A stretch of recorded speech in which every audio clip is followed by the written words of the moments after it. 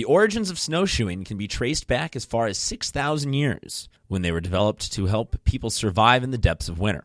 Though thanks to some modern upgrades, gone are the days of oversized shoes needed to just walk around. In fact, they have now even become used for racing.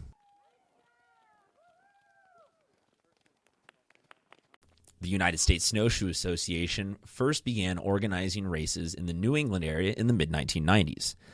They now have official races held in 16 different states all across the country, including right here in New York.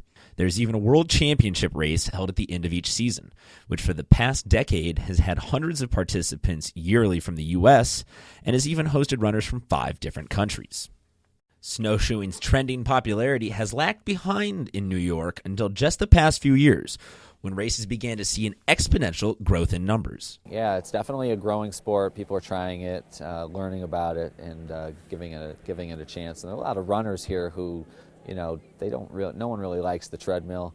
A prime example is the yearly 5K race that is held in the Winona Forest. When it began 5 years ago, it had only 12 participants. This past year, more than 120 people, and even a few furry friends, braved the sub-zero temperatures for a little winter fun. I mean, everyone was really positive, and everyone had a great time. It seemed like a lot of white, bearded people coming across the finish line. It's a tough, grueling thing to do. I've done this race for like 4 years, and I use it like a marker for my fitness, for the winter fitness. So when you're running, it's not like you just keep running. It's kind of like presents a new challenge to you, so it's almost kind of exciting. Part of what is drawing in new people to the sport is the relatively low learning curve. Even those brand new to snowshoeing can pick it up with relative ease. Yet there is still plenty of challenge to completing each course. Oh, it was a nice workout. This is my first snowshoeing race, so first one ever. I think I've been on snowshoes about 4 times so far. What a run consists of is a small part of groomed track, but then a lot of this. Just loose snow hanging out. To get through those hills, the runners trust a new generation of high-tech shoes. Leather and wood have been replaced with lightweight aluminum frames. Bob Dion is one of those leading developers of new shoe designs.